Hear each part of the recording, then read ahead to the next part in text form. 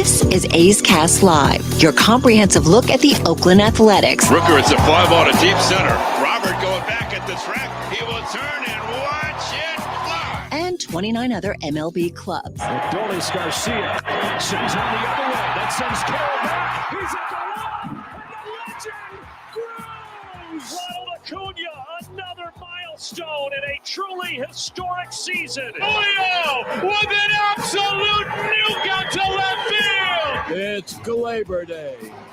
And like a good Glaber, Torres is there. Join us as we take you inside the baseball universe. From humidors to Stuff Plus to walk-off dingers, we have you covered. Spend your afternoon with us, only on A's Cast Live. Here's Chris Townsend. I say it all the time. On a day where we got a lot of information, we can be deadly. We can be absolutely deadly. Great to be back on the field. Great to be in the sun. It's absolutely beautiful here at the Coliseum. Game 1 of the Rockies and the Athletics coming up at 6:40. We're getting ready for that. We are going to have Abraham Toro the minute he stops hitting. Is that correct? That's what I was told by Greg Horn of Athletics PR. Who? One of the greatest Cleveland Indians/Guardians of all time. Never heard of him. So we're gonna have Abraham Toro. Like, he is literally gonna walk from the batting cage over here. That's what I was told. All right. And Greg Horn's never lied to me. All right. Drew Goodman, we've had him on for years. This will be the first time here on set at the Collie. Yeah, because the last time the Rockies were here was in 2020. Obviously, we weren't here. So no, we weren't. We were doing it from the remote road studios. And by the way, in different locations. Neither was he. Yeah, true. Yeah, he was calling it probably from Coors Field. Drew Goodman will be here at 5 o'clock. We're going to have another edition of Tuesday Hot Takes. I'm going to take down one of Johnny's hot takes with my hot take. Because if my hot take's right, it will nullify his hot take. Okay. All right. By the way, how is my Joe Adele hot take looking? Well, he's having a nice little run right now. Yeah, he's after yesterday, I think he's on pace for 100 RBIs and 100 runs scored. Pretty good. Did you have to give him $700 million like they had to give Ohtani? No. Dodgers? No, and he plays in the outfield. Yeah, so maybe my hot take wasn't so far off. No, you're right. I was going to ask you real quick. Slide that way just a little bit. Oh, am I up in your business? There we go. It's much better. All right. Who's the greatest A Rocky of all time? Wow. Greatest A/Rocky. Did he have to be a great Rocky? No. Okay, then I'd go Jason Giambi. It's a good answer. He's number 1 on here. Is he number 1? Yeah. Giambi was a great leader for them. He was a veteran leader guy. Obviously, he was an MVP and an all-star great player here. You got Cargo. Cargo, yep. There's a guy on the field, right? Matt Holliday. Yep. There's a guy. Matt Holliday had a great career. Basing it off of WAR for the A's and the Rockies, but I'm looking at the A's WAR, who was also a Rocky. This guy's on the field right now. Greatest A Rocky? Yep. Nope, you're not good. You're looking. No, he's probably by the cage somewhere. And I don't mean the cage whisperer, Johnny D. Yeah, what is Johnny doing over there? People are trying to work. Will somebody get Johnny out of here? He's doing nothing. Great ace catcher. Oh, I was going to say Kotze never, but Ramon Hernandez? Ramon Hernandez, yeah. I was going to say, when you said I'm looking over there going, Kotze never played for them. I'll give you a great, and then the greatest. But then again, you never know when a guy played somewhere for 20 games and you forgot. Two of the best. As in the great Mike Piazza being a Florida Marlin. Or I saw one the other day. Does anybody remember Jim Thome as an LA Dodger? I totally forgot about that. No, I don't remember that one. Jim Thome as an LA Dodger. Yeah, that's a good one. Two best ace pitching A's Willie WAR. McCovey is an A, but we weren't born. Yeah, or I would have been you born. You were born. I was not. I was a little kid. That'd be Brett Anderson and Houston Street. If you're looking at pitching wise. All right. So there you go. There's a couple pitchers. John Axford's one. Jason Hamill, Jeff Francis, Brian Fuentes. Brian Fuentes. That's right. Closer. Yeah. Johnny's got a lead in saves last year. Chad Smith. Got to bring that back for him. Wish I had the audio. That's actually I do, but I'd have to get it. Wow. So there you go. The greatest A's Rockies by WAR: Giambi, Holiday, Ellis, Cargo, Ron Gant. That's what Baseball Reference has right here. Wow. Phenomenal career, but not with either of the teams, the great Ron Gant. World Series champion, multi-time All-Star, played in massive games for all those years for the Atlanta Braves. Wouldn't have thought great Rocky, great rock pile and athletic Ronnie Gant. Okay, all right. I don't want to do this injustice. All right, I'm not going through every guy. How can we forget Walter Weiss? Braves bench coach. Manager of the Colorado Rockies. Your guy, Jack Cust. Cust was a Rocky? I believe he's still a Stockton. Their hitting coach, Kevin, they're not booing, they're Kuzin. Kevin Kuzminoff played for the Rockies? Yes, and then how can we forget Seth Smith and Marco Scudero? Seth Smith was a very good A. Played in a lot of big games. All righty, we have a lot to get into. Obviously, where the Athletics are, having lost 8 in a row, 2-13. So basically, they've lost 13 of their last 15 after being 500. It's rough. And this team has to figure it, the you-know-what out really, really fast if we're still going to talk about them in any type of legitimate light. This is a homestand where they got to right the ship. They got to figure it out. This is the bottom line. Rockies come in. They recently were winning, but they've got a 3-game losing streak. I'd like to say the numbers are so dramatically different. Doing a little research, getting ready for the game today, I did not realize that the Rockies are pitching better at home than they are the road, which, you think getting off the mountain out of the altitude, but they pitch better at home than the road. That could be good news. But it's really, at this point, it doesn't matter who you play. They've got to, the A's do not hit fastballs. The A's do not hit off speed. The A's don't hit with runners in scoring position. It still is a team that is far too reliant on the home run to score. They got to figure it out. And we thought that there were going to be some major, major changes today. Abraham Toro has finished with it. Oh, no, he's going to hit right now. He's been the best player for the A's. If there's one guy that has hit all season long, it's been Abraham Toro. Brent Rooker has been, for the past couple of weeks, has been fabulous. Bladay's given you a little bit. But for the most part, you haven't got much offensively. And so, when you look at the Athletics from the win-loss perspective, in wins, pitching's real good. In losses, you're talking about the ERAs over 6. It's been horrific. This team's got to find some mojo on this homestand. They've been better at home. The numbers are a little skewed from that series where the Marlins were high scoring, and then after that were the Texas Rangers. But they got to figure it out. This is where you are right now, that pivotal point. It can be hey, man, we're better than this. We salvage it. We win some games. We're back in business. We feel good about ourselves again. Or it could be a breaking point. And then to which the front office is going to have to make a lot of moves. I don't want to say it's the last stand because it is so early in the season to be the ultimate last stand. But I got to say, if they don't have a good series here, it sure feels like it. You've lost 8 in a row. Yeah, and the Rockies apparently are getting back, I think, Chris Bryant today. Chris Bryant is back. I think they were talking about Nolan Jones, but I think they halted his rehab, so he is not back. He is not back. So Chris Bryant, a lot of people forget he's even a Rocky. He's back today. He's played. The stat on him is pretty incredible, how many games he's actually played. Bryant has played in fewer than 40% of the Rockies games since signing that 7-year deal back in March of 2022. 40%. That is 135 games out of 370 for $182 million. Crack another cold one and pour it out for another horrific big contract that doesn't work. We'll crack open a Blue Moon since it's brewed, of course. $182 million for a guy to play in 40% of the games he was eligible to play in. That's a 249 average, 16 home runs, 51 RBIs, and an OPS plus. What is 100? League average. So you've paid him to play in 40% of the Rockies games, and he's got a 90 OPS. He is a below average player when it comes to getting on base and slugging.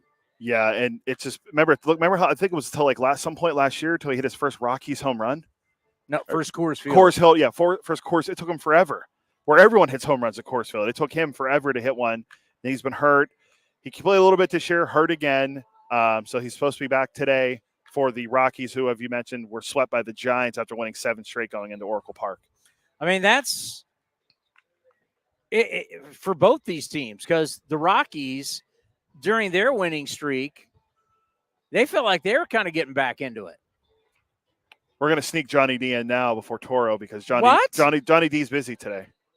What is he doing? We're sneaking in Johnny D. Is he a big enough name to sneak in this early in the show? I think so. I mean, well, it's funny because he's Johnny D's more the guy you hide in the fourth quarter when you're losing by 3 touchdowns. Towny likes to play off our friendship. He likes to play it off like we're not that tight. We're not that tight. So I get it. It's a shtick. I get it. And you know what? We can act like we're work friends right now. That's fine. It's fine. We're work friends. What's up, Chris? How are you? I mean, completely threw me under the bus yesterday, Cody. I'm trying to do a fun. A's aren't winning. They've lost 8 straight. I didn't realize this is the no fun league. I was trying to have fun with Las Vegas. It was Friends Night. Actually, what day was that then? Sunday. Was that Sunday? Sunday. Yeah, Saturday night was Friends Night. Yep.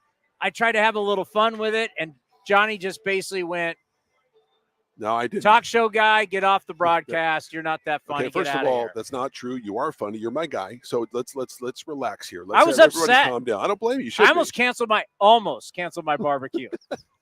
I hear you. But listen, I had the smoker going yesterday during the game. What'd you have? I did this bone-in pork rack. Yeah. So it made these just monstrous bone-in pork chops. Yeah. Oh, count me in. Went to Zanato's for you South Bay people, and I went to the sausage, and they have all these different sausages, so I just got 2 of a bunch of different sausages. It was legit. That sounds so good. I'm in. Watching a little Sunday night baseball. Yeah, I think in the fall. PJ Championship was over. Xander held on. He held on. By the way, it ended up being phenomenal. 21 when you've got Bryson DeChambeau making that birdie on 18 to get to 20 under, which ties the record for most under par in the history of the golf, and then to have Xander sack up and make his birdie, a guy that's been so good that you thought, Yep, he's been so close for so long. Yep. So that's good for Xander. Won a major title, so that's good for him. But yeah, I was I don't know. I'm not a big DeChambeau guy, but I wouldn't mind seeing him. It was a battle to the end. I mean, I was just watching. I didn't see it live. I kind of watching how they were doing. All right. Yeah. Before we get to hot takes, you were just with the team. You know the vibe because you get the vibe on the plane. They've lost 8 straight. Yeah. 13 of 15. I'm not going to say that this is the last stand. It's a little early for that, but we're close, right? Like this is if you have a bad homestand right here, we're going to start seeing a lot of changes. Yeah, and I do think just honestly, Towny, you and I talked about that off day, how big that was. Having the off day yesterday to just kind of decompress, regroup, back home. The guys had a little more bounce to their step this morning or this afternoon when I saw them in the clubhouse. This against a Rocky team, it's 15-31. Rockies just got swept by the Giants. It is a big series. Yeah, you gotta do some damage this homestand, right? You got the Astros coming to town after that. Yeah. I mean, at some point, the boat can only take so much water. And then it is what it is, right? I mean, you put yourself in such a deficit. And the only reason why I bring this up, because soon we won't be talking like this. We'll be like, hey, who played well last night? Who are the prospects? We'll be looking at that kind of stuff. And that's what happens when we had expectations for this team. This team started to live up to those expectations at 17-17. Yeah, yep. They were 500. And since getting to 500, and you're like, see what we thought, what we saw, what we felt at spring training was real. They're 2-13 since that time. Yeah, and you're decimated by the starting pitching injuries, of course, but everybody's got them. Everybody's got injuries, no excuses. But 13-15, you gotta turn the ship around now. I agree. It's time. Hot takes. I sent out a text to Commander commending. We know a lot of the hot takes are not gonna.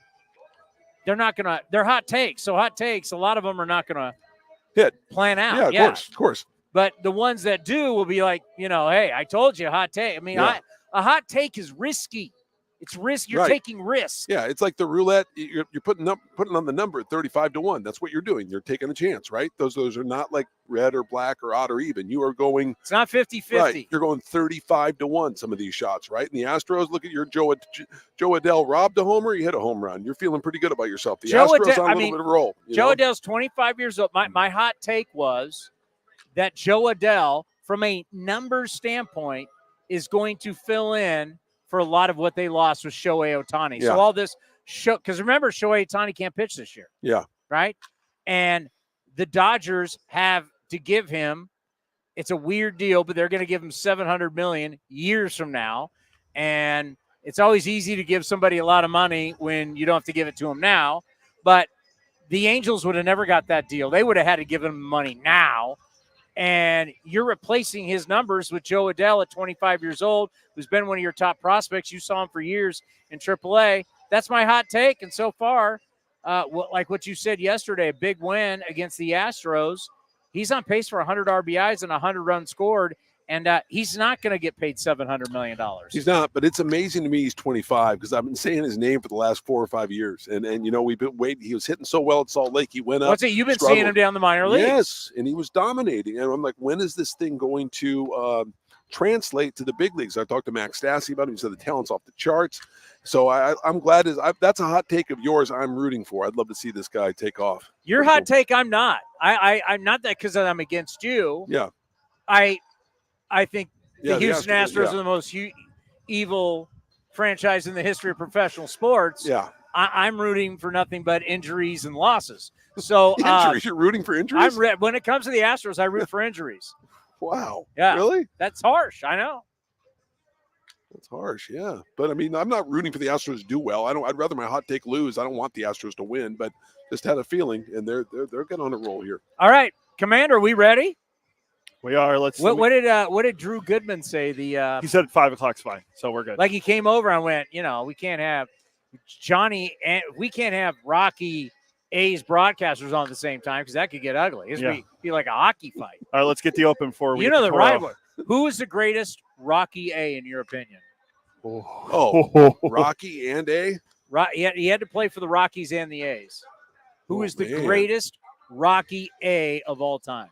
Man, I'll play the open for hot takes. Let me think about it.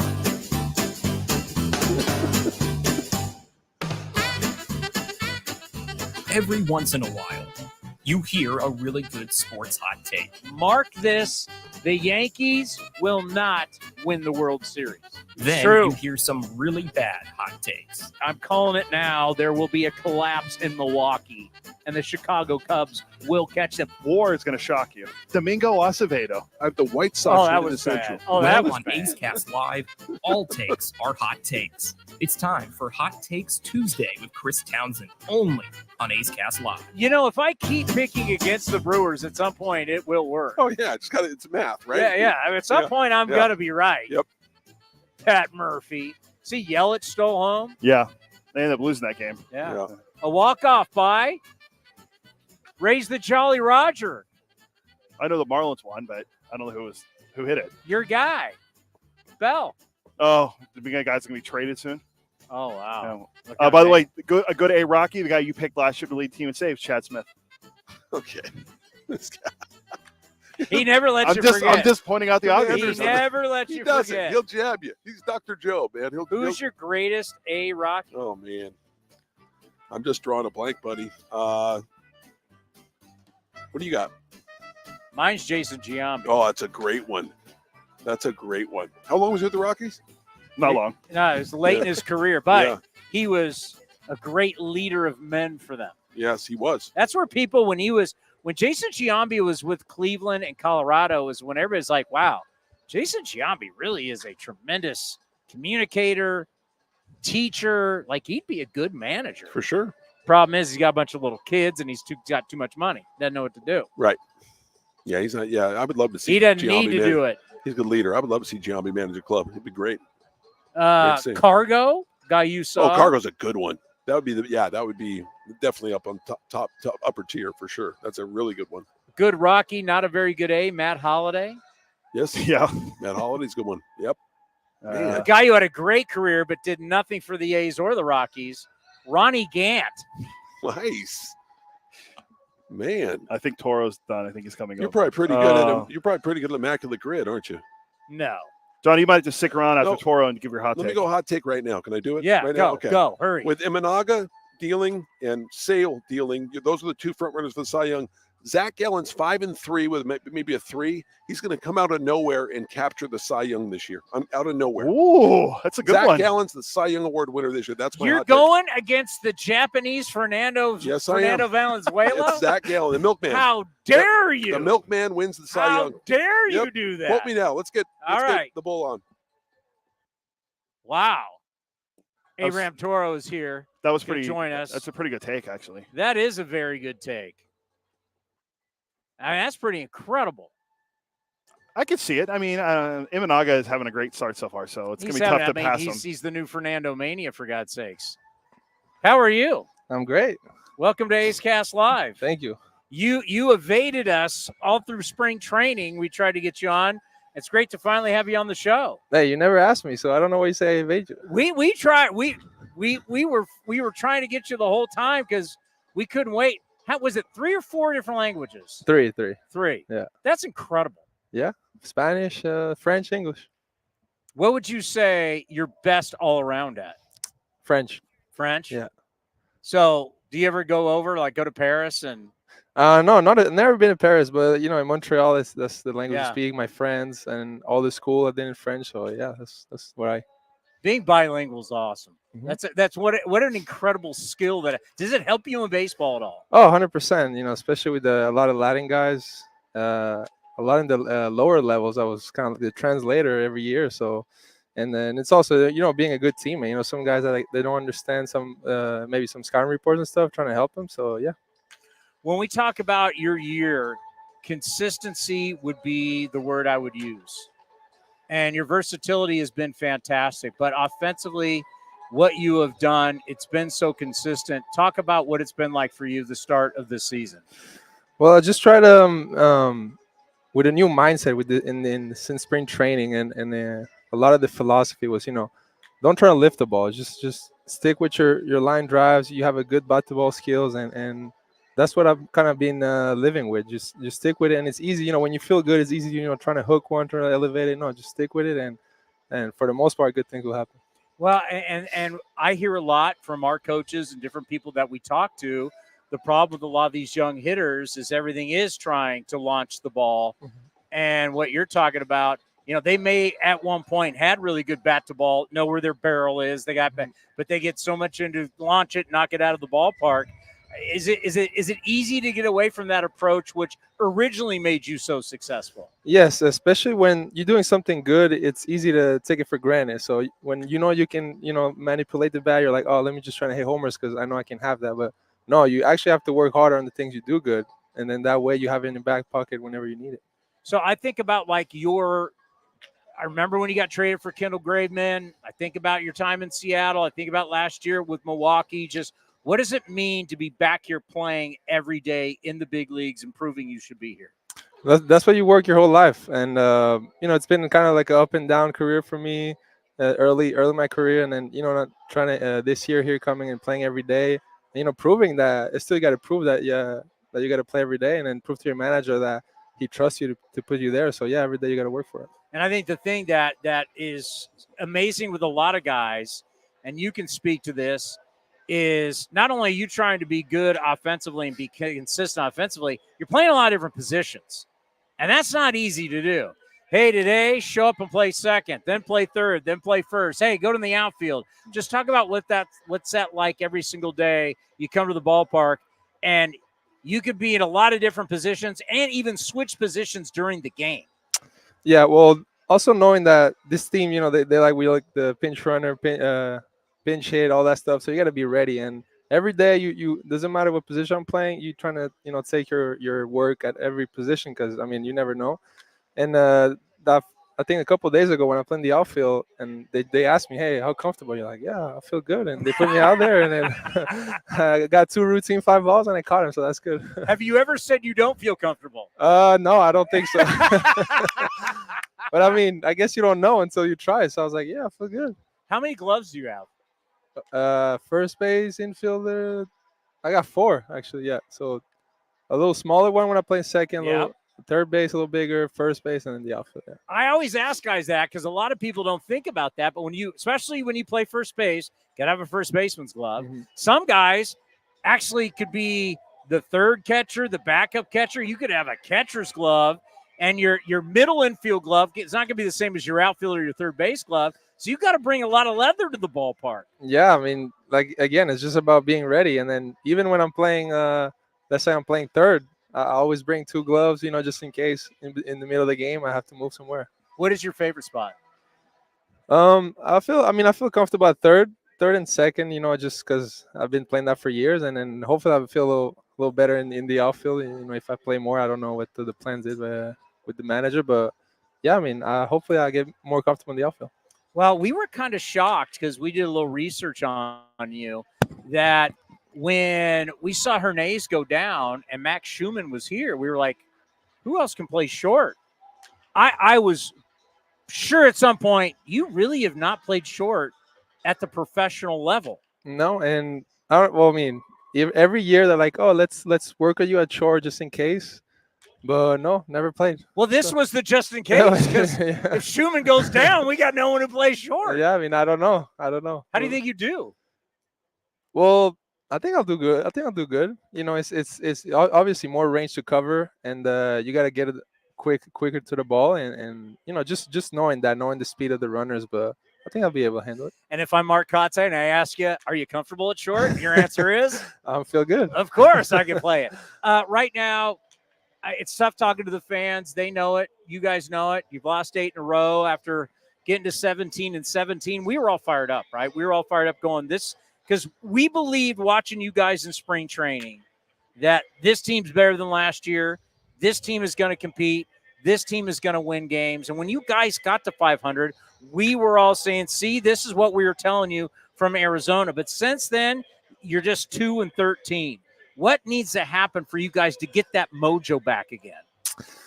I mean, a lot of things. I feel like if you look at our numbers hitting wise, we've been good, but just we need to be a little more opportunistic with guys in scoring position and everybody click at the same time, not just one guy here and there. And I think that's for the most part. And then on the pitching side, I mean, losing Blackburn and Woody, that doesn't help. So I mean, hopefully these guys can come back and help us again. A lot of years, we'll end on this. No, you got to go. A lot of years playing against the A's, now playing for the A's. What is it like? Because you always saw it from the other dugout. What is it like now being in the dugout and being an A?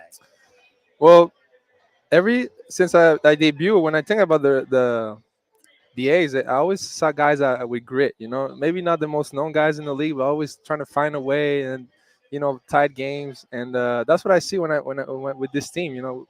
It's been a tough last couple of days, but I mean we're playing hard, and you see in the work, guys in the weight room taking care of their work. I mean, it's not for lack of trying for sure. So we want it for sure.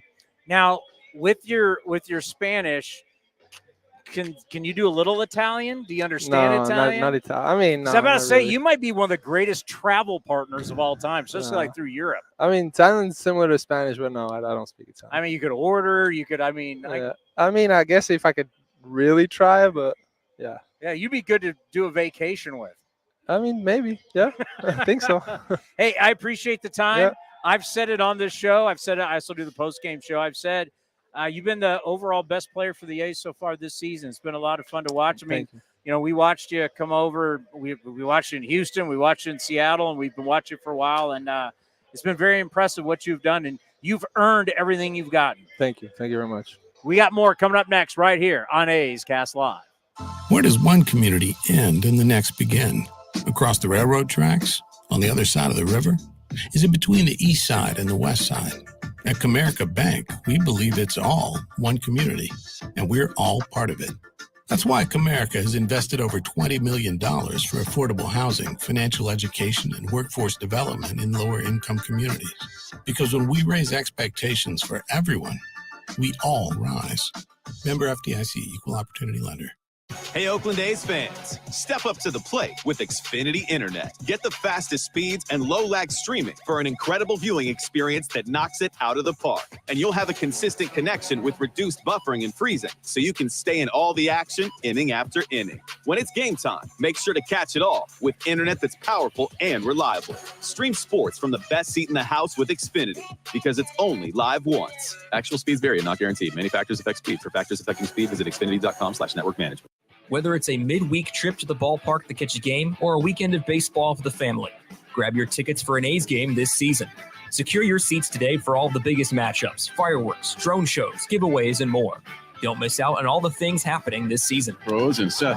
It's a drive into center. It's deep, and Straw is back at the track. He will turn and watch it fly. So grab yours now at athletics.com/tickets. That's athletics.com/tickets. Baseball season is officially here, and there's no better time to build your collection of Topps trading cards. Topps packs feature everything from top stars, rookies, game-used memorabilia, and autographs from players around the league, as well as special inserts and surprises. Visit your local hobby shop, retailers, and Topps.com to collect the first product of the season, Topps Baseball Series 1. Follow @Topps on social media to join the conversation and start sharing your collection today. Hi, fans. This season, Kingsford Capital Management is the official hedge fund sponsor of the Oakland A's. At Kingsford, down to business is their way of seeing the world. Investing has its pitfalls, treacherous chasms of half-truth and despair. Kingsford's mission is to create opportunity through application of proven innovation and entrepreneurial focus with trust, tenacity, loyalty, and growth, establishing a strong reputation as a proven intended and validated bedrock of American finance. Kingsford Capital, down to business.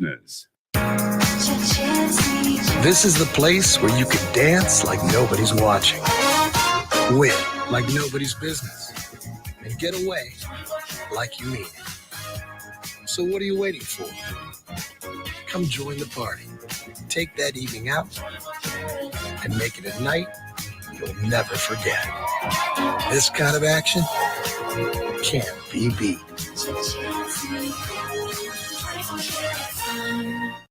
This is Chris Townsend. I'm proud to announce our Year 2 partnership with Link Soul. They've changed my wardrobe, and they can do the same for you. And right now, their spring collection is fabulous. Natural fabrics and versatile styles, perfect for this time of the year. And they want to introduce their performance line for golf, premium for on-course apparel design, and to keep you cool and dry. Check it all out, linksoul.com. That's linksoul.com. Remember, look good, play good. With more sunshine returning, it's time to get outside and make the most of what Cinnabar Hills Golf Club has to offer. Like 27 championship caliber holes tucked in the beautiful hills of San Jose. And take advantage of their amazing Bay Area views for your next special event. It's all for you at Cinnabar Hills Golf Club, an award-winning venue designed to peacefully take you away from the bustle of Silicon Valley. Go to cinnabarhills.com. That's cinnabarhills.com. If you're looking for a new mattress, Nest Bedding has you covered. Sleep on the same mattress Hall of Famer Ricky Henderson sleeps on. Nest Bedding is the #1 brand of online mattresses and the Bay Area's favorite mattress store. Take home the Easy Breather pillow. The New York Times calls it their #1 pick. You can navigate their easy-to-use website, nestbedding.com. That's nestbedding.com. Green and Gold fans, use the coupon code Oakland and you get 10% off your entire order. Nest Bedding, love where you sleep.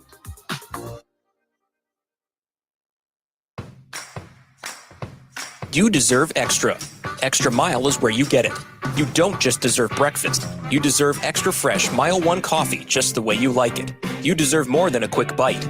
You deserve an extra satisfying array of hot foods, extra good snacks, and fountain drinks that help you go the extra mile. Plus, with Extra Mile rewards, you can earn free stuff. Visit Extra Mile at select Chevron and Texaco locations. See program terms and conditions for details. If you're looking for a great place to eat and watch games, go see our friends at the Chicken Pie Shop of Walnut Creek. The Chicken Pie Shop is one of the hottest restaurants in Walnut Creek. You're not going to find a better menu, and come try their world-famous chicken pie that has been served in Southern California for 86 years. Spacious indoor and outdoor dining, perfect for your next private party or corporate event. Don't forget free parking. For more information, go to chickenpieshopwc.com. That's chickenpieshopwc.com. And the underdog Oakland Athletics win their first championship since they were in Philadelphia in 1930. Hi, I'm Raleigh Fingers, Hall of Famer, three-time World Series champion with the Oakland A's and World Series MVP. Winning takes teamwork, skill, and heart. So when you need an ace for a personal injury lawyer that will win you the game, go with the winning team. Call Venardi Zerata at 833-VZ-FOR-ME or go to vzlawfirm.com. Venardi Serrata, the official injury law firm of the Oakland A's. A's Cast Live continues from Rickey Henderson Field. Here's Chris Townsend. It's beautiful today. Absolutely beautiful.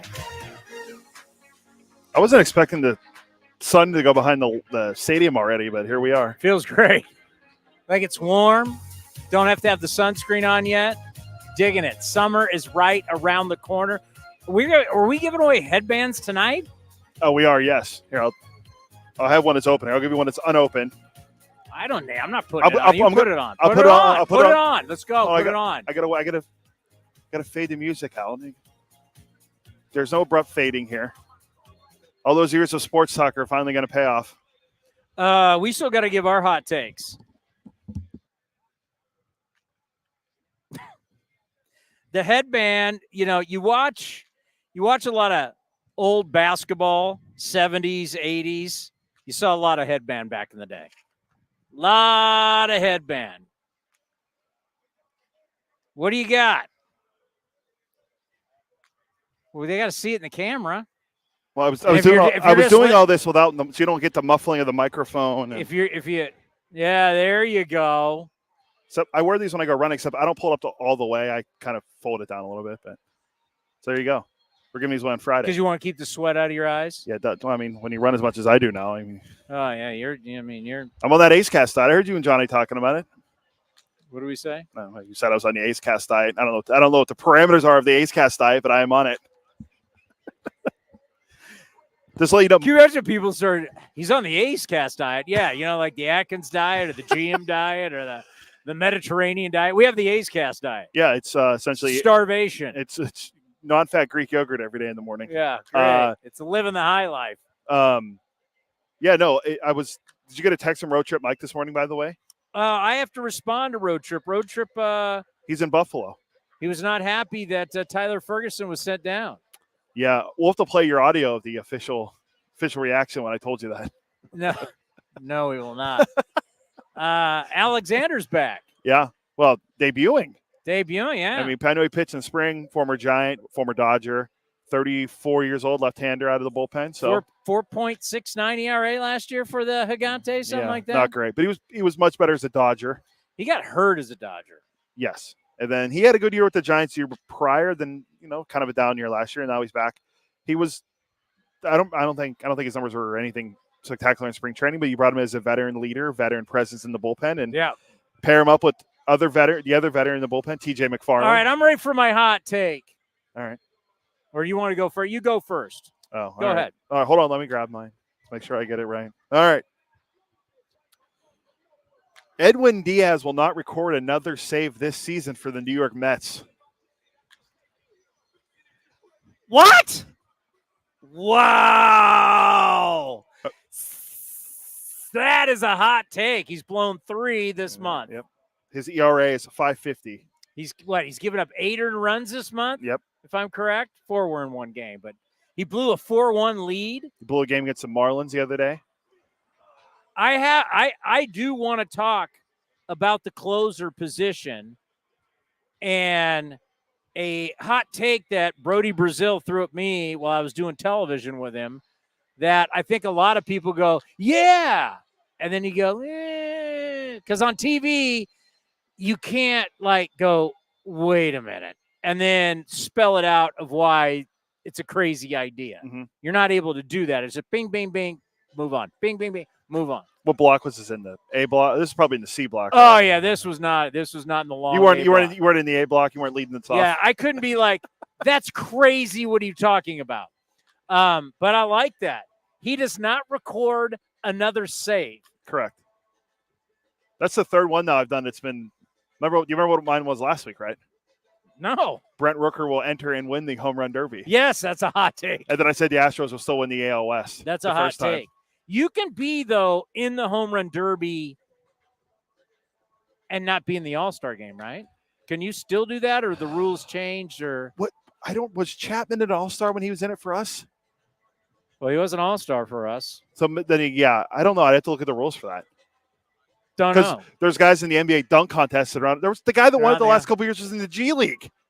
So you might be able to be in the home run derby, and you don't have to be in it. Look this up.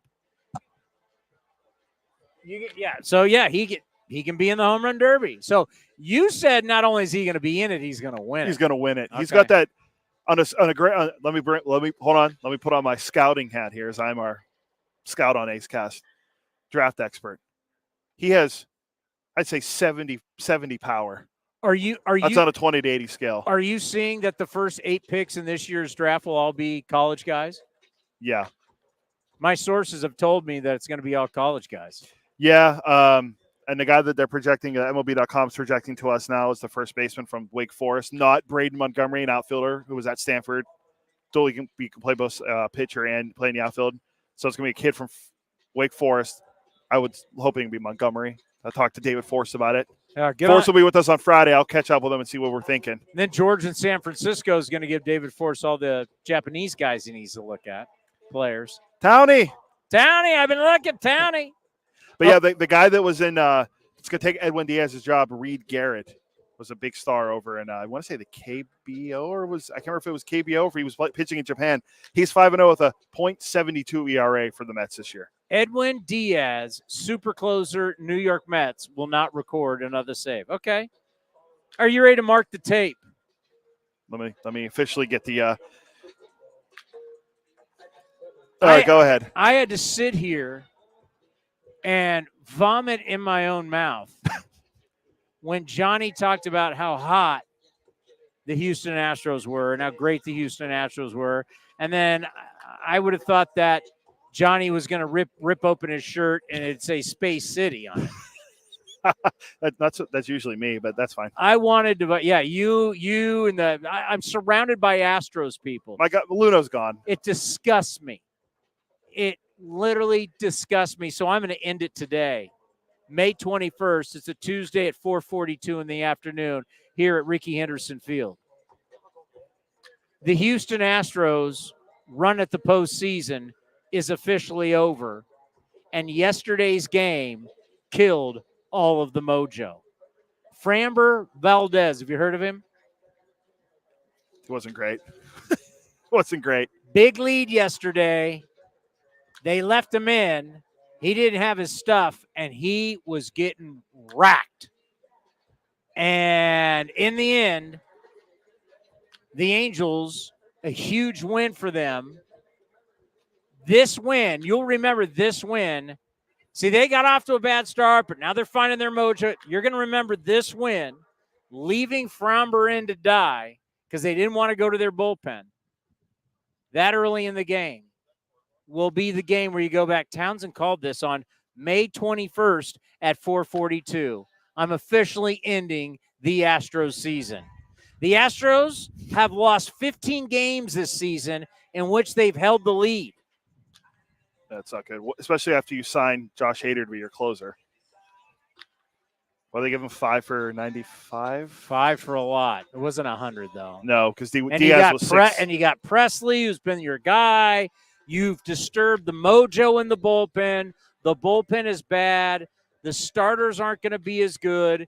I am officially ending whatever Johnny believed ended yesterday in Houston, Texas. And it'll be a flip in mojo for the Angels and the Astros. I'm officially ending the Astros season on May 21st. So they will not make the playoffs. They will not go to the ALCS for the 8th straight year. That's still an incredible. I mean, I don't care. It's over. All right. Okay. No one wants to hear about your past. They want to know about your future, and your future is out of the playoffs. So, okay. So this kind of ties into something I had for a buying or selling question, but Mark the tape. But I can ask it to you now. Sounds so bad. the Denver Nuggets lost the other night after winning an NBA championship last year, and their coach said he considers the Spurs a dynasty. Michael Malone, way to go on a limb there, talk about Spurs won 5 titles in 20 years as a dynasty. Is that really a dynasty? They won 50 games like every year for like 20-year period. Is that really a dynasty? I mean, I think so. In the NBA, they would be. It was 5 in like a certain amount of like it was like 5 in like 10 years. I mean, a sport where half the league makes the playoffs, you think that's a big deal? I'm just saying, a dynasty is like something you never see, something that is so special, so outrageous, so incredible. Is what they did so incredible? No one's ever done it. No one's come close to it. I mean, do I have to get the definition of what a dynasty is? I mean, I've already had to explain this to Giant fans that you didn't even win it back-to-back. You didn't go to playoffs back-to-back years. 3 World Series was incredible. There's no question. But a dynasty is something super, super, super, super special. That was what the Spurs did, like greater than anything of anybody else in their era? That of the era they played in, who was better than them in the last 25 years? Like right before them, the Chicago Bulls won 6 out of 8. Yeah, that era. But I'm talking about like recent. And in their era, you had Kobe and Shaq. They won a few. They won 3. Yeah, I mean, so how are you this incredible dynasty like UCLA basketball won it every year when another team won 3 championships in your dynasty time? Yeah, no, actually, the whole question was, is baseball the hardest sport to be a dynasty in?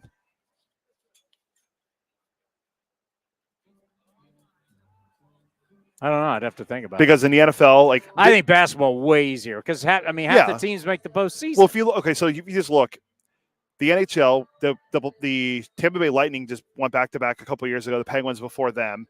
Football, the Chiefs have now become the first team since the Patriots go back-to-back. So there's those 2 sports. You can kind of throw those out. Baseball, the Yankees did it in the 98, 99, 2000. The Patriots were a dynasty. Yes.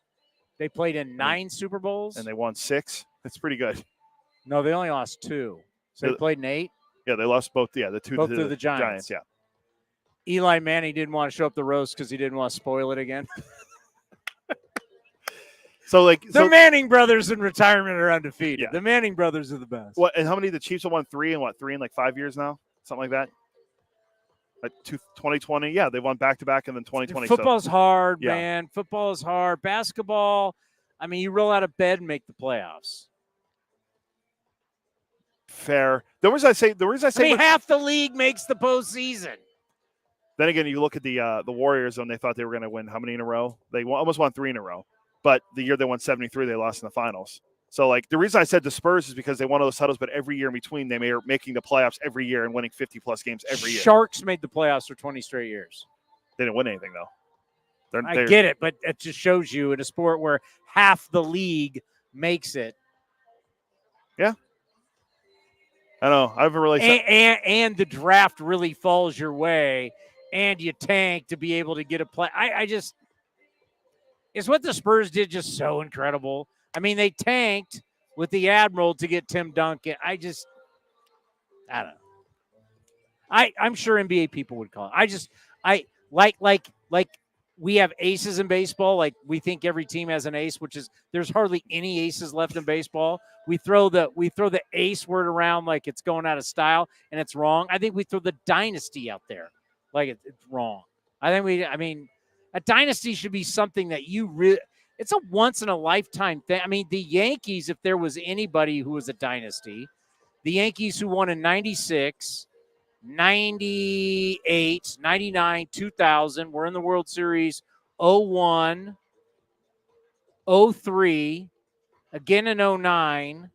So that's 7, and they were in the playoffs every single year in baseball. They were in the playoffs every year until the last year of Old Yankee Stadium, right?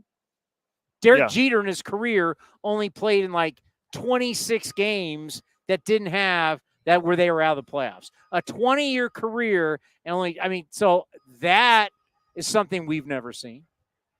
So if you say if there's a dynasty in baseball, run for the Yankees, they did something we've never seen. Yeah, that's what I said. The last team to repeat was them, and I think they are a dynasty. Niner fan could step in here and say, hey, the Niners won at least 10 games a year for, 14 straight years? Yeah. Didn't make the playoffs but 1 year, and they won 10 games the year they didn't make the playoffs, and they won 5 Super Bowls. Maybe Niner fan can step in and go, you're going to call the Patriots about what the Niners did. I do think what they did was, and especially in the 80s and early 90s, wasn't. You got them. Throwing the dynasty around is to sell T-shirts. Let's be honest. After teams win championships, because how big is it if everybody's a dynasty? The Spurs are a dynasty. The Warriors are a dynasty. The Bulls were a dynasty. The Giants are a dynasty. Now the Patriots are a dynasty. Oh, the Chiefs are a dynasty. Are people going to call the 2 that Jimmy Johnson won and Barry Switzer 3 out of 4 winning the Super Bowl? Is that Cowboy time? Are they a dynasty? How many dynasties can you have? So the reason I just went back and how many dynasties are we allowed to have in sports? Tiger Woods' run as a dynasty. How many dynasties do we get? So the Spurs won in the 98, 99. That was a shortened season. I don't want to keep talking Spurs. Yeah. Well, they won 4 in 9 years. Great. Are they a dynasty? The Bulls won 6 and 8. Yeah. And the only reason they didn't win 8 out of 8 is because Jordan retired to play minor league baseball because he didn't have a gambling problem. That's just a conspiracy. I can't believe you don't think Jordan actually legitimately loved the game of baseball. They would have won 8 out of 8. No offense to you Houston Rockets fans, but they would have won 8 out of 8. You win 8 out of 8. Is that going to – now how does the Spurs look? Look up the definition of dynasty to our interns. How many dynasties are you allowed to have in sports at one time? How many do you get to have? There's not many. Is Alabama football a dynasty? Yeah, yes. How many dynasties we got? If you don't think Alabama's a dynasty. I'm just saying, how many do you get in sports? Is Tiger Woods a dynasty? Yes. So anybody who wins a lot is now a dynasty. He won a lot over a short period of time, too. No, he won a lot. That's what I mean. He won a lot. He held all 4 major trophies at one time. Tiger won it. 2000 Tiger was incredible. Is Hulk Hogan a dynasty? Ric Flair, he's a 14-time world champion. Is he? See what I'm saying? How many dynasties do we get? I know this has become a stupid conversation. This is a dumb sports talk conversation, but it needs to be had. How many dynasties? Do you understand how many dynasties we've just thrown out? So obviously dynasties aren't really that special anymore because there's multiple ones in sports. So the Astros, that's what sent this whole conversation. You said they're not going to make it. Wow, the Astros going to the ALCS 7 straight years, 4 World Series in there and winning 2 are now a dynasty.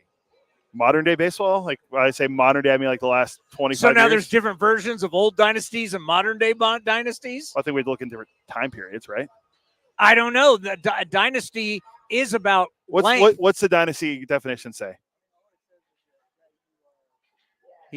They can't hear him. Prolonged run of successful seasons.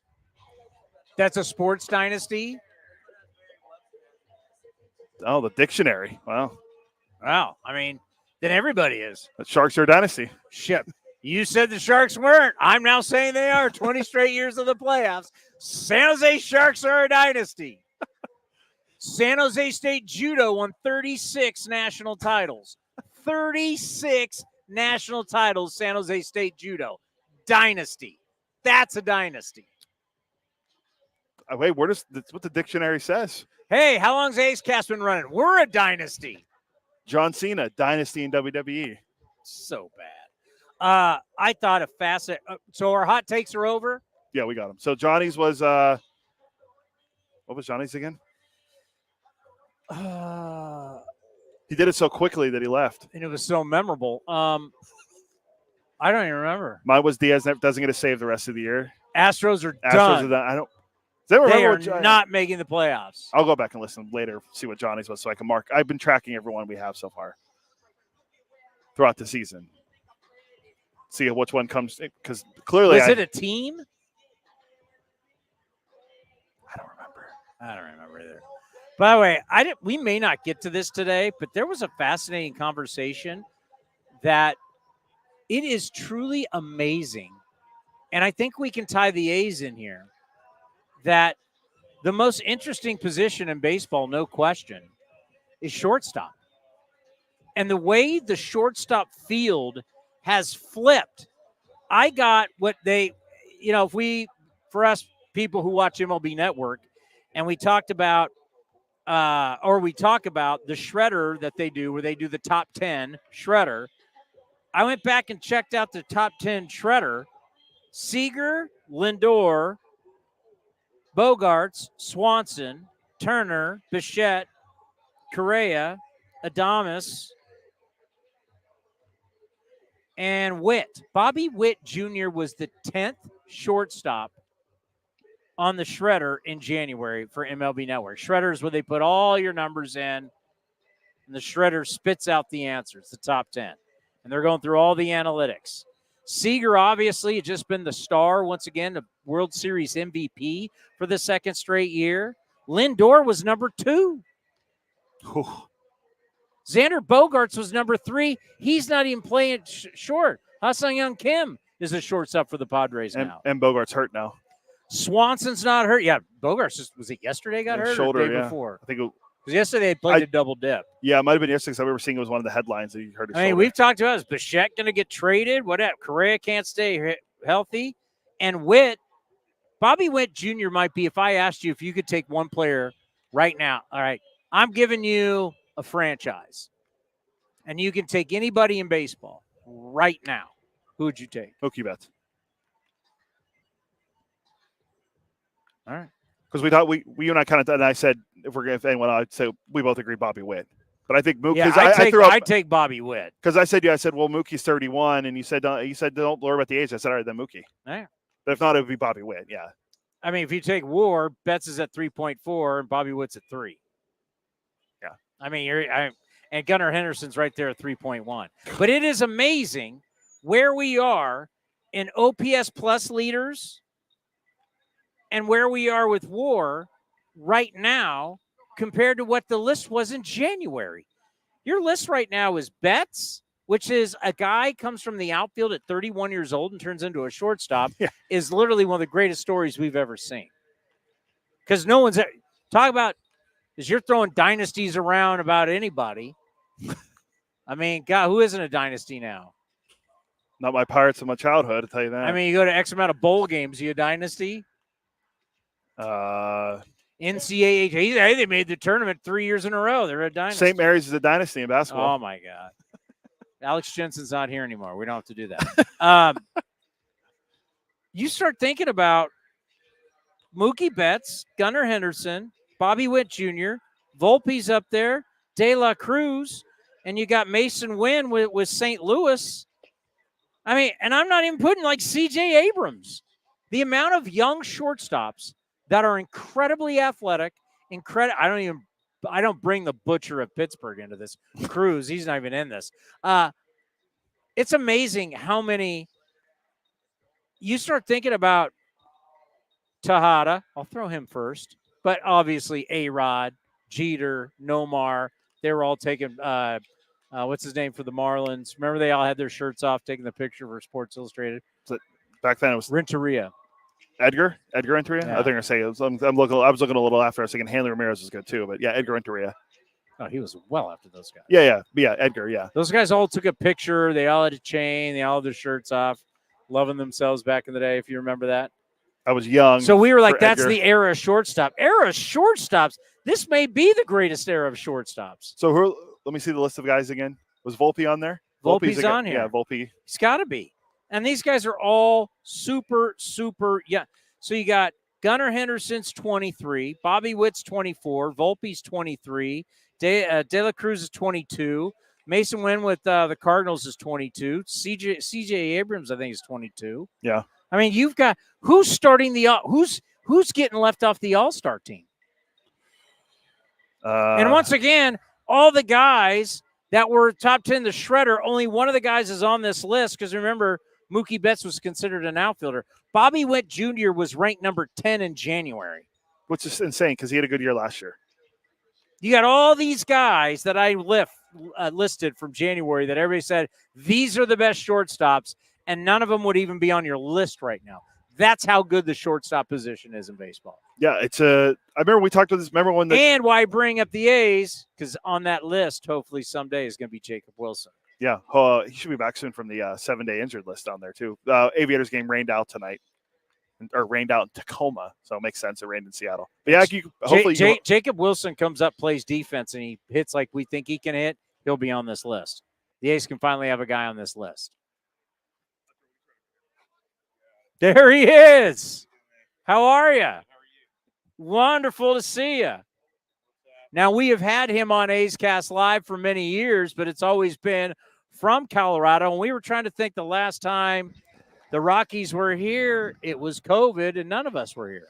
You know, I asked somebody earlier, I said, when was the last time we were here? And they said, well, 2015 was the last time everyone was here. Yeah. So 2020, yeah, COVID, nobody went anywhere. We were doing that one evidently out of the studio. But, yeah, it's been a while. It's been a while. How are you? I'm doing great. Doing well. What I can control, right? Control the controllables in life. We're, a team in transition, probably just the same as you guys, and playing some young guys and playing some guys that hopefully have really bright futures. And, we had a nice little streak about a week and a half ago, won 7 in a row. Took it to the Padres in San Diego. Yeah, and took down the Texas Rangers at home, the world champions. Last I checked, 3 in a row. So, they've shown glimpses at times of playing really good baseball, but trying, as a club, they're trying to put it all together on a regular basis, right? Well, the voice. So some people can see us, some are just listening. Drew Goodman for the television voice, television face, you could say, of Rockies TV for a long time. You do have a very distinct voice. So at night, what I always do, I'm always out in my backyard. I got a big TV, little setup, watching Quick Pitch. Soon as Rockies game and your voice comes up, boom. Well, it's a fun thing about this business. It's a fraternity, right? And there are, so many people that you get to know over a period of time. And it's always great when you see a team and you're like, oh, you get to, visit again with your colleagues. Yeah. And that is one of the great privileges of what we do, in addition to sitting in typically the best seat in the house and getting to call a major league game. So I don't take it for granted. And that sounds like a nice setup, by the way, in your backyard. Get the grill going, get the TV going. It's pretty good. I had the smoker going yesterday on the day off. It was fat. Yeah, we finally had a day off. It was a nice day. When I think about the Rockies getting ready for this, I realize they're pitching better up there at Coors Field than they are down the mountain. I was kind of surprised when I was looking at the numbers. Does that surprise you? Every once in a while, there has been, a couple of guys that have produced better numbers at home in a given season than out on the road. I think of 2018, the last time the Rockies were in the postseason. Kyle Freeland had a, gorgeous year. He finished 4th in the Cy Young. Quite frankly, should have finished a little bit higher because, you always take away from offensive stats at Coors Field. You ought to give him, when somebody pitches as he did that year, give greater credit, if you will. But he had like I want to say a 2.8 overall, maybe a 2.4 at home that year. So it happens periodically. The guy you're going to watch tonight, Cal Quantrill, he's been outstanding. And he had some good years in Cleveland. He was hurt last year. It's a really shrewd pickup, I think, by the Rockies in the offseason to make the deal for him. He's been really good, really solid. Tell me about the Beck kid, because during that run where you guys were winning all those games, especially seeing the highlights in San Diego, he was popping up constantly. He is intriguing. He's one of the better prospects in baseball. He's a top 100 guy. He's out of the University of Tennessee, which is, as you know, is a great program.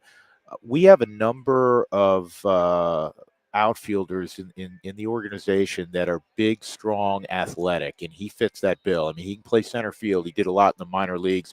He did for the first time in San Francisco the other day. But, 6'3", 6'4", 225, 230 pounds. It's a big kid, yeah. But can run too. And when he runs into it, he hit a home run in back-to-back ball games on this road trip. His first 2 career home runs, and he's figured it out. There's some strikeout in there right now, which is not atypical of a big, strong young guy. But he's exciting. He's an exciting young player. We actually went over the numbers of one of the old Rock. Was it the Blake Street Bullies back in the day? Right, the Blake Street Bombers. Blake Street Bombers. And Yeah. yet, love me some Dante. Everybody had a little bit of a mullet, Sure, right. Andres Galarraga was a great guy. Loved color. You know, we got Vinny Castilla. You got Dante. Ellis Burks.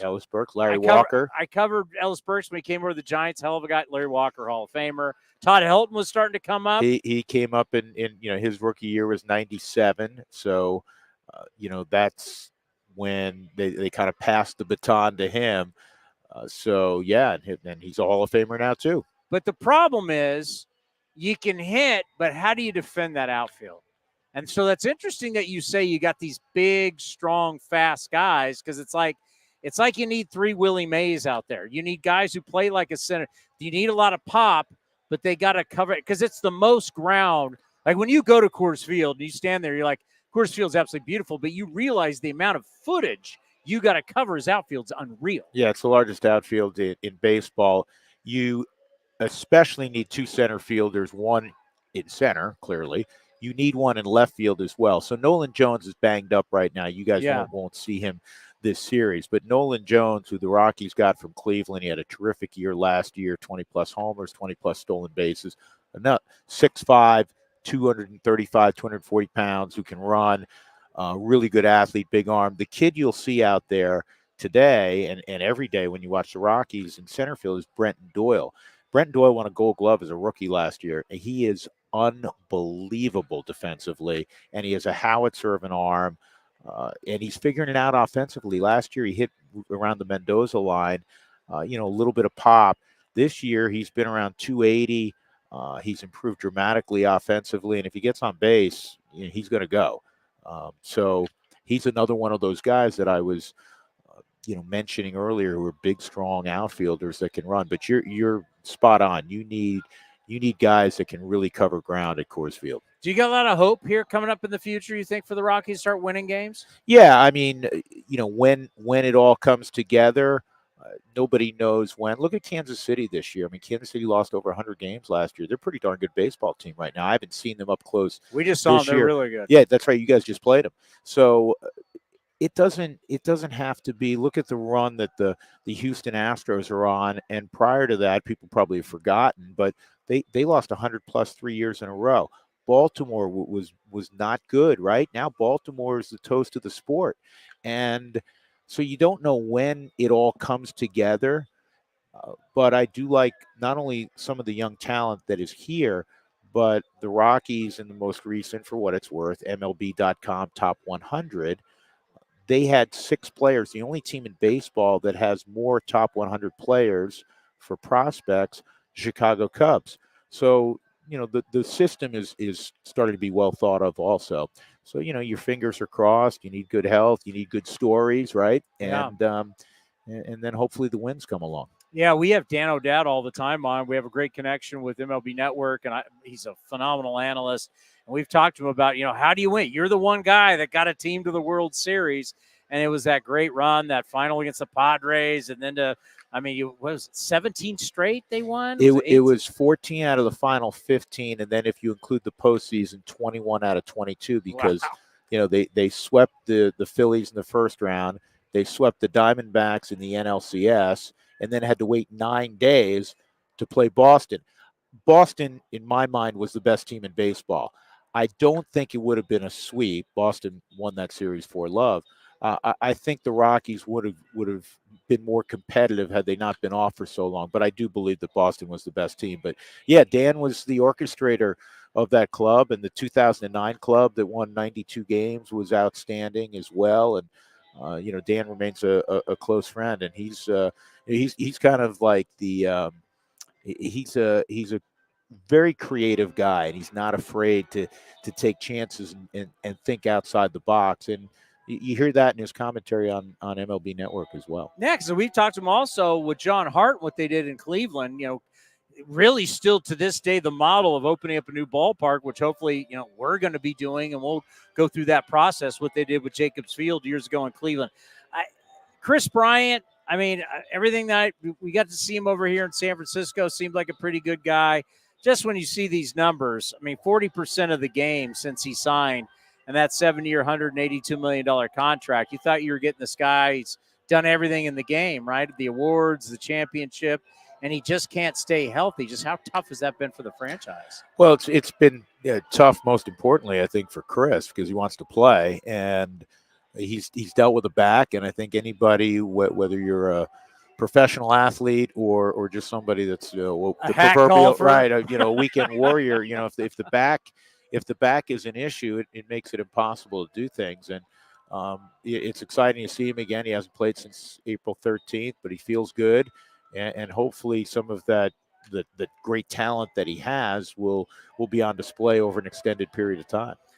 Let's end on this, because I do this every once in a while, because I do the Mark Kotze show every single week. And every once in a while I'll be like, Kotze, everybody is always asking about everybody else. I'll ask Kotze, how are you doing, man? How are you hanging in there? Because it's not easy to lose. And he has a lot of pride. And I think about that, Buddy Black. I grew up in San Diego. I know about his career being a San Diego State Aztec. And what he did as a pitcher, he had a great career.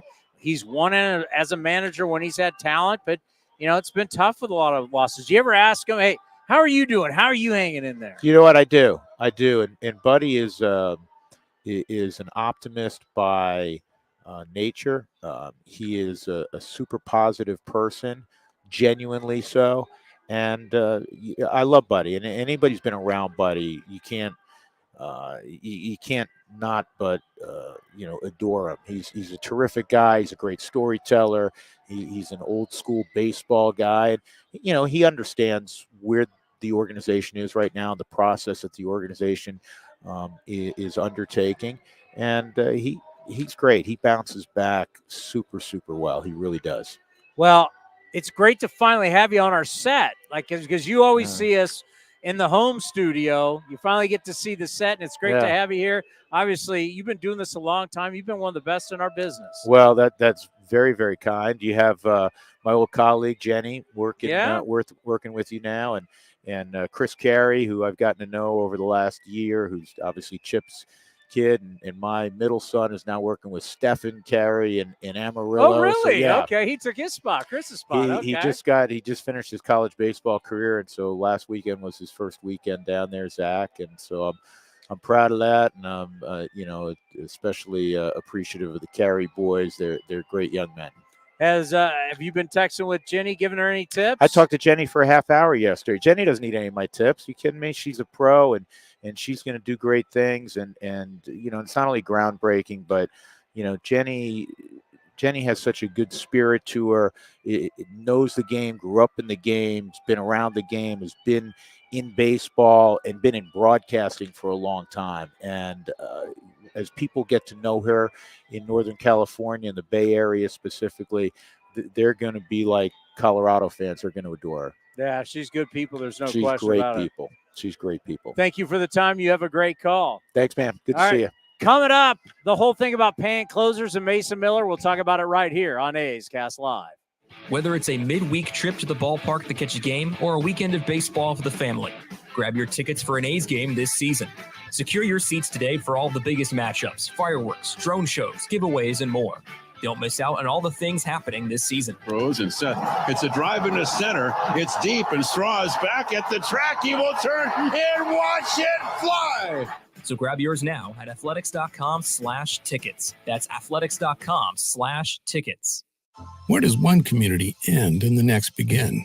Across the railroad tracks? On the other side of the river? Is it between the east side and the west side? At Comerica Bank, we believe it's all one community, and we're all part of it. That's why Comerica has invested over $20 million for affordable housing, financial education, and workforce development in lower-income communities. Because when we raise expectations for everyone, we all rise. Member FDIC, Equal Opportunity Lender.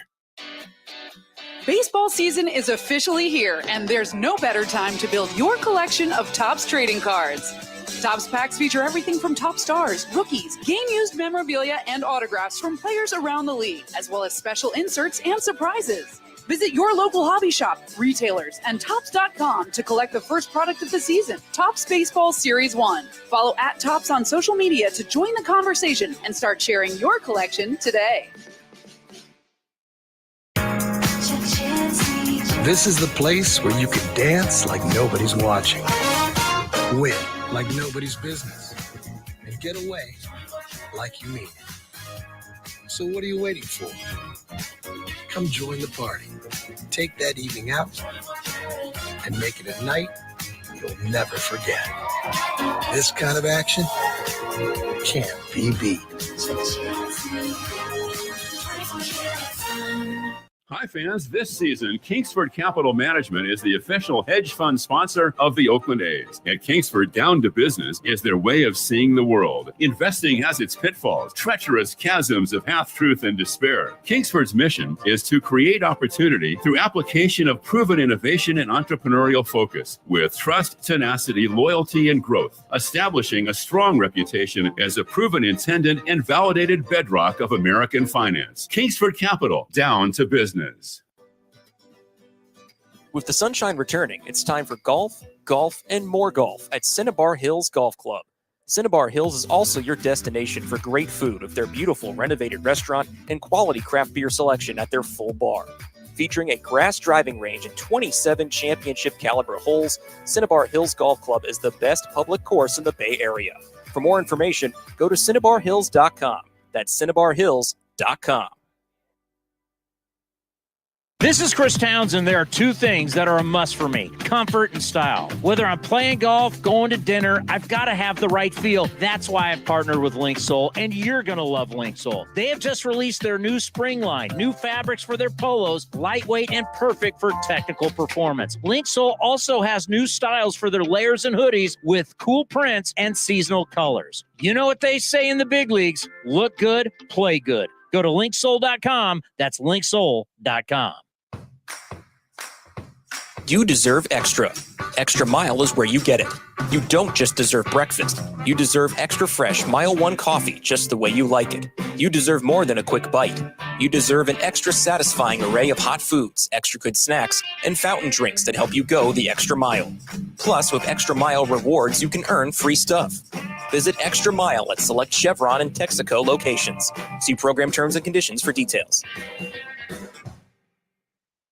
If you're looking for a new mattress, Nest Bedding has you covered. Sleep on the same mattress Hall of Famer Ricky Henderson sleeps on. Nest Bedding is the #1 brand of online mattresses and the Bay Area's favorite mattress store. Take home the Easy Breather pillow. The New York Times calls it their #1 pick. You can navigate their easy-to-use website, nestbedding.com. That's nestbedding.com. Green and gold fans, use the coupon code Oakland, and you'll get 10% off your entire order. Nest Bedding. Love where you sleep. Introducing Ultimate Speed for Business, our fastest internet plans yet. Now existing customers could get up to triple the speeds at no additional cost, and it's all from Comcast Business. Get started with internet and security for $49.99 a month for 12 months with a 2-year contract. Plus, ask how to get up to an $800 prepaid card with a qualifying internet package. In 6/23/24, restrictions apply. New customers only with 150 megabits per second internet and security edge. EcoBill and auto pay required. Equipment, taxes, and fees extra. Up to 3 times downloads for existing essential and standard internet customers. If you're looking for a great place to eat and watch games, go see our friends at the Chicken Pie Shop of Walnut Creek. The Chicken Pie Shop is one of the hottest restaurants in Walnut Creek. You're not going to find a better menu, and come try the world-famous chicken pie that has been served in Southern California for 86 years. Spacious indoor and outdoor dining, perfect for your next private party or corporate event. Don't forget free parking. For more information, go to chickenpieshopwc.com. That's chickenpieshopwc.com. And the underdog Oakland Athletics win their first championship since they were in Philadelphia in 1930. Hi, I'm Raleigh Fingers, Hall of Famer, 3-time World Series champion with the Oakland A's and World Series MVP. Winning takes teamwork, skill, and heart. So when you need an ace for a personal injury lawyer that will win you the game, go with the winning team. Call Venardi Zerata at 833-VZ for me, or go to vzlawfirm.com. Venardi Serrata, the official injury law firm of the Oakland A's. Like sports, business is about winning. Championship decisions are business decisions based on what it takes to help your company win. And that's why there's UBO Business Services. specializing in helping you win every day by streamlining workflows, managing documents, and providing the best-in-class office technology. Make your championship decision with UBO Business Services. Visit them at ubeo.com. That's ubeo.com. The A's YouTube page is your go-to destination for A's video content. Get access to great highlights, exclusive behind-the-scenes content, classic games, A's Cast Live, and more. Visit youtube.com/athletics. You're listening to A's Cast Live. Here's Chris Townsend. Got to tell you, as soon as you hear his voice,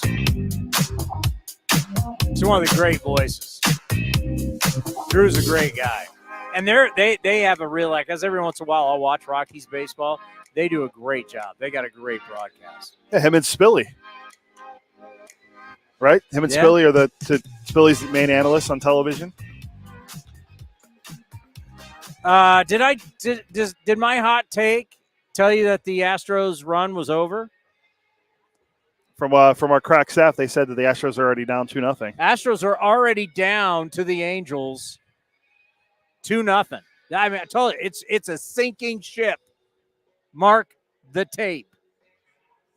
Did you figure out what Johnny's was? No, I haven't got back to. I'll have to wait till after the show to see what it was. What time are we on till? We got about 20 minutes, so. Okay, so I'm gonna save this. The shortstop thing is really fascinating. I'll save this for tomorrow because I got all written down. I got all written down. Before we get to the closers, I'm gonna Mike Selleck. Yeah. From A's PR put this out on Twitter. The chart for today is the all-time Coliseum wins leaders. You said Catfish Hunter. He has 80. That's number one. Easy. Catfish is, but you said wins don't matter, so why are we putting this list out? Where's Amelia Schimmel to go in and tell Mike Selleck to take that list down? Wins don't matter for pitchers. Who's number two at 70? What is she going to have the guts to go in there? Why tell me? Go tell Mike Selleck.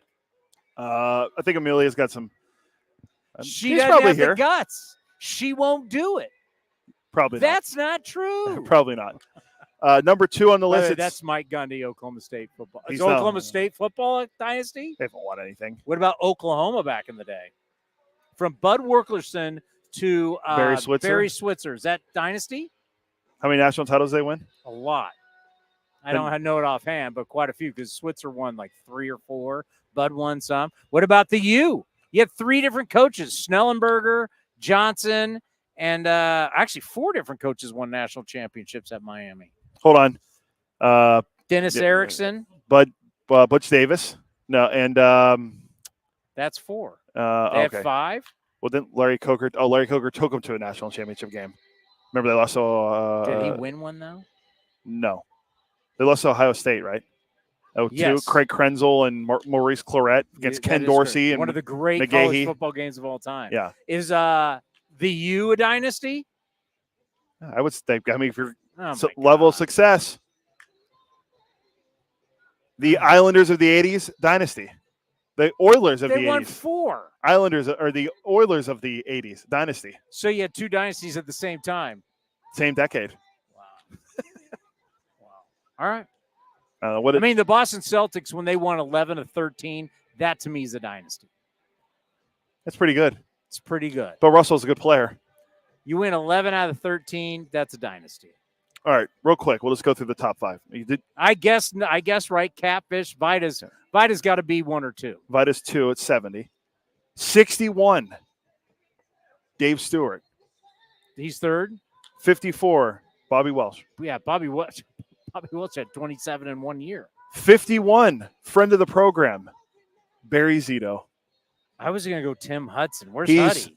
Next at 46. All right. And then Mark Mulder, 43. Kenny Holtzman, 40. Mike Moore, 39. Eck with 38. And Steve McCaddy Eck has 38. 38 wins coming out of the pen? And then Steve McCaddy had 38 as well. Think how many, if Ken Holtzman would have been here a long time, how many games he would have won. Yeah. Who we just lost recently, the great Ken Holtzman. So there's your all-time Coliseum wins leaders, courtesy of Mike Selleck. I think he does it every day. He's been doing like Coliseum history on Twitter. What's being the last year. So I saw that just popped up on Twitter. I figured that'd be a good one to have right now. Nobody on this team's catching him. Wow, way to go out on a limb on that one. That's a big, bad, bold statement right there. I think that list, wherever you are on that list, you're safe. Yeah, I don't think anyone's catching catfish. I don't think they're catching the top 30, top 40. I'd have to look at the active players and where they rank. I'm sure like Bassett or Minaya is high on that list. Frankie Montas. You want to do closers, you said. Yeah, you want to go Mets closer / Houston closer. You want to go the Twins closer. So the Mets, as I said, he's not going to save the rest of the year. I want to go the Twins closer. Oh, Jhoan Durán. Did you hear what happened with him? Besides his cool entrance, something happened. Oh, yeah, everybody says he's got the best interest. Well, the pitching coach comes out. He throws a first pitch curveball. Whack! Ball game over.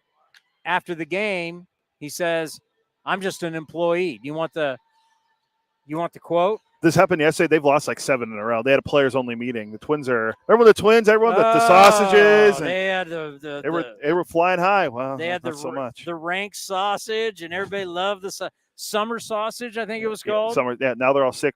Now they're all sick from the sausage. All right. According to Bobby Nightingale Jr. Yep, that's Bobby. That's Bob Nightingale Sr.'s friend or son. Durán gave up a walk-off home run to Will Brennan on a curveball. Durán said wanted to go fastball. Quote, "It's not my decision. I thought he wasn't good with fastballs. I'm an employee here, so whatever I need to throw, I need to throw." End quote. Wow. What? We're now at a standpoint where you got an established guy like that is being told exactly what to throw and when to throw it. He doesn't have the ability to say, I don't like that. What is this, college baseball? I was shocked. So today, you guys didn't see it. I'm kind of like a chameleon around here before the game. I just kind of move around. No one sees. No one knows where I go. And I start asking questions. That does not happen here. We do not tell our pitchers, this is what you're going to throw. You can have suggestions like, hey, we know that player X does not hit this well or doesn't hit this in this count, this situation.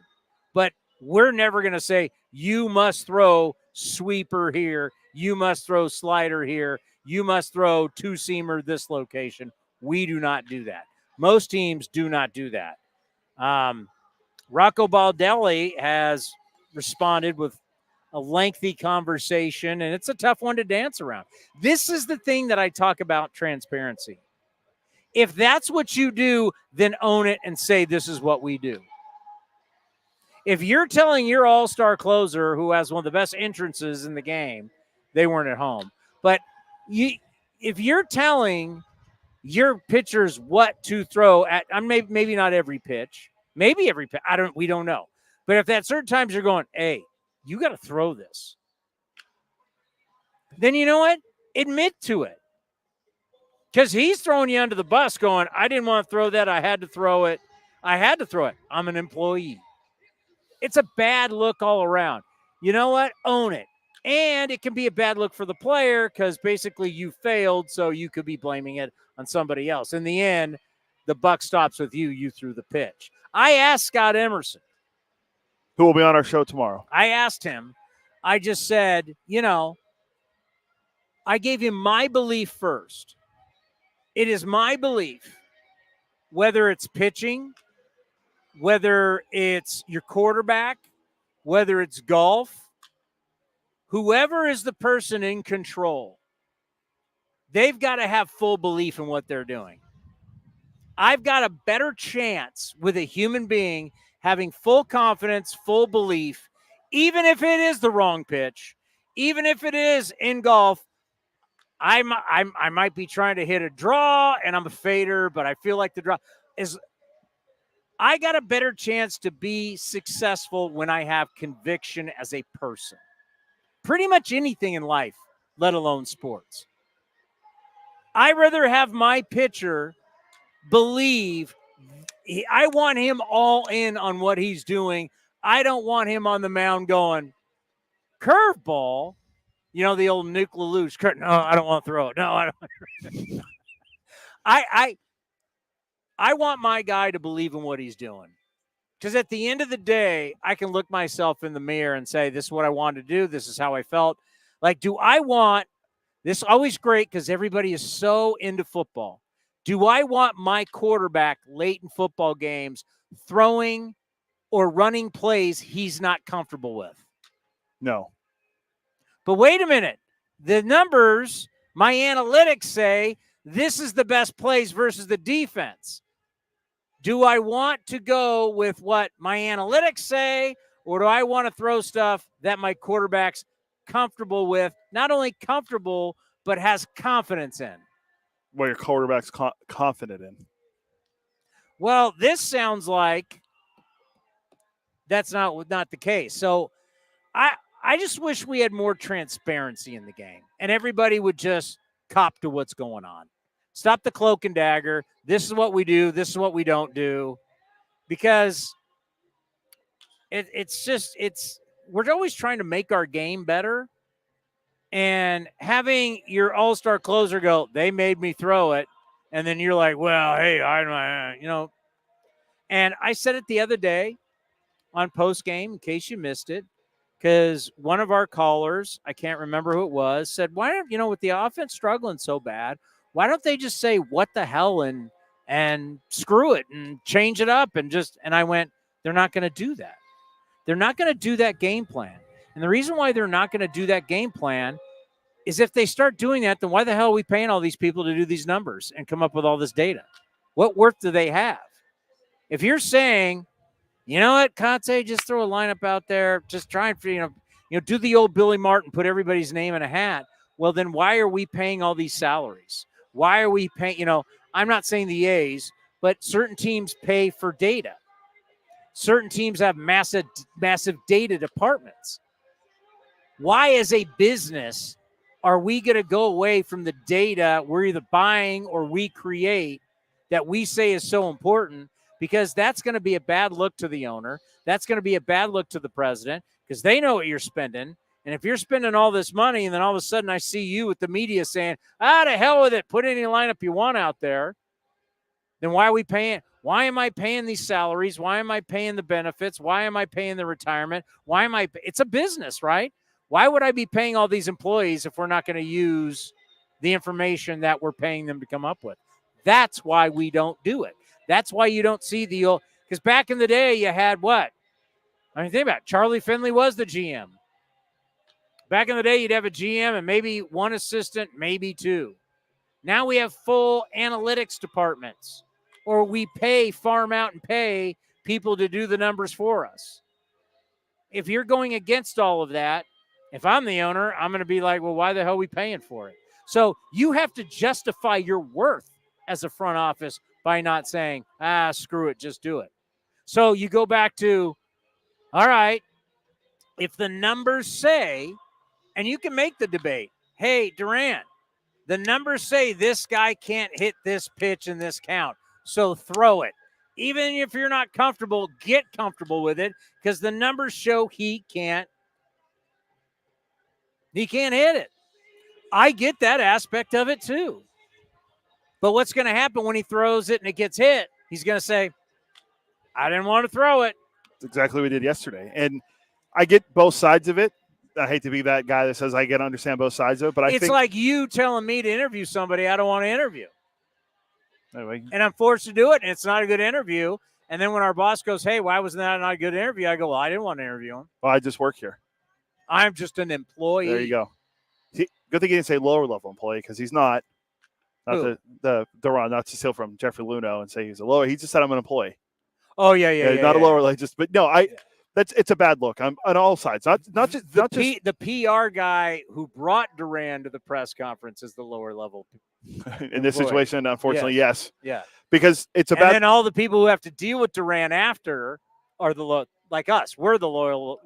We are, according to Jeffrey Luno, we would be the definition, no doubt, of lower level employee. So it's a bad look all around. Would Lou not even look at us?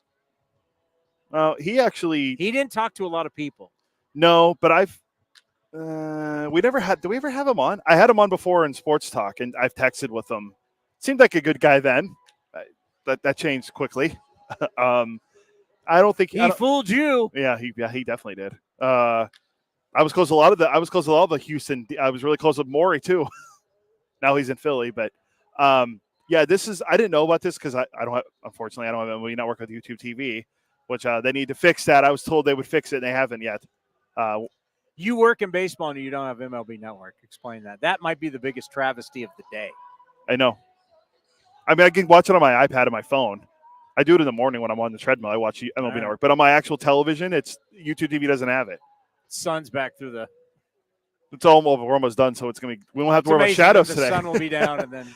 But I think it's a bad look on all sides. It doesn't matter what side you look at, because like Durán saying that is bad for him, and it makes the Twins look bad. But then the Twins, Rocco Baldelli not defending it or not not giving transparency is a bad look. What does the pitching coach do?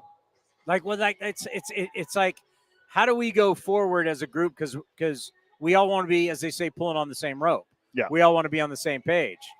Well, we lose. I give up the home run. You made me throw it. Why don't you guys answer for it? You're the smart guys who made me throw it. Like it's just not. It's like what we saw with the Angels and Ron Washington, right? It's just like you need people on the same page. You can't have when you're losing, and now that the Twins are losing, you can't have point fingers, and it's tough. It's tough. But I understand. In the end, I want the guy with the ball to have full conviction. Once again, guy on the mound late in the game, what he wants to throw, what he feels is best for him in that moment is what I want him to throw. The quarterback late in game, I want plays, patterns, offenses, protections that he's comfortable with. Yes, I know. You're right. Same thing in basketball. We have analytics in basketball. There is a reason Klay Thompson, Steph Curry shoot a lot of times from the same spots. That they have the analytics. They know where Steph Curry, the best percentage of him making three. Well, Steph's kind of a bad example because he can shoot from half court. Klay Thompson, they have the analytics that a younger Klay, where he was best. So I want to get him the ball in those positions. It may not, you may have another place on the court where Klay Thompson may be a little bit more wide open, but I want him at that spot where he feels most comfortable because guys perform at their best when they're most comfortable.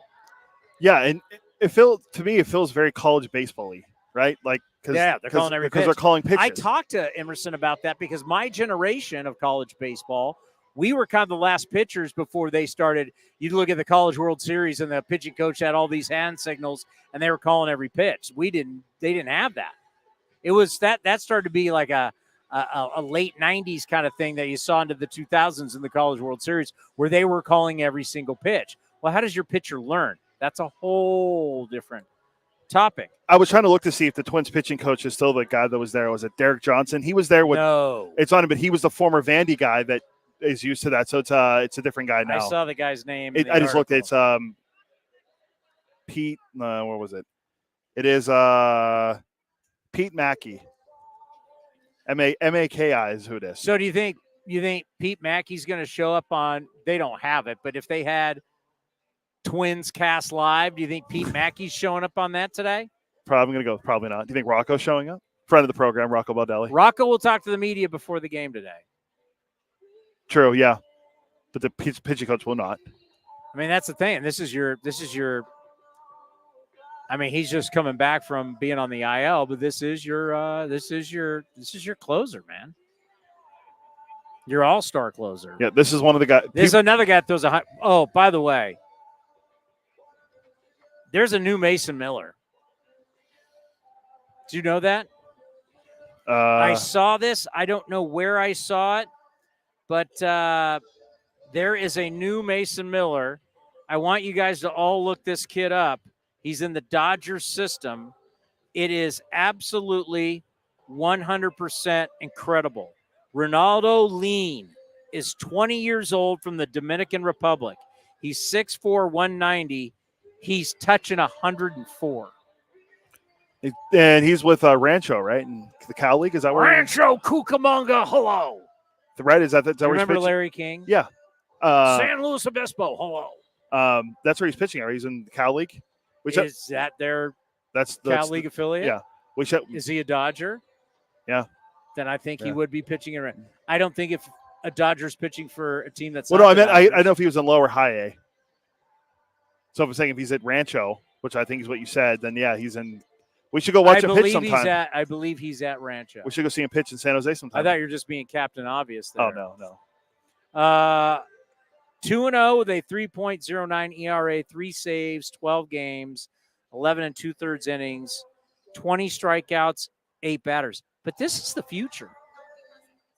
This is not going away. Like, I know everybody's looking at Mason Miller now, like Mason Miller is like a one-off. He's not a one-off. I mean, Duvall over at San Francisco throws 102, right? Yes. Durán, who we're talking about, Minnesota throws 102. I mean, this is the future. So, how much time we got? About a minute. All right, I'll get into what I did on TV with Brody Brazil that I've been thinking about. Because Brody did say to me, well, why don't you just give Mason Miller the security now of 5 years? I think he said $75 million. It's like, what'd you say? Edwin Diaz won't have a save this year? Yeah. Edwin Diaz. Well, we'll record a save the rest of the season. Edwin Diaz signed the largest contract of any closer in the history of baseball, and they've demoted him from closer. Yep. Josh Hader just signed for $95 million, not having a great year. I get stories, and we'll do more of this tomorrow. I get good stories, and we get all hyped up and sign people. Signing young closers to long-term contracts is not.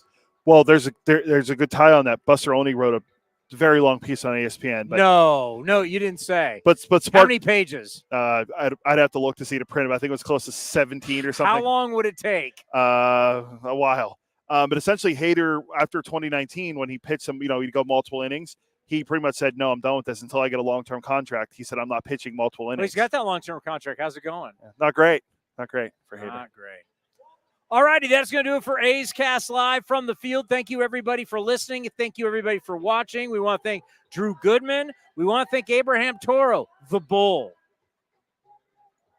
Don't forget Johnny D. I already forgot his hot take, so we can't forget Johnny D. Johnny had a hot take. I can't remember. My hot take, it's over. The Astros will not make the playoffs this year. I'm calling it now. May 21st, it was at 4:42.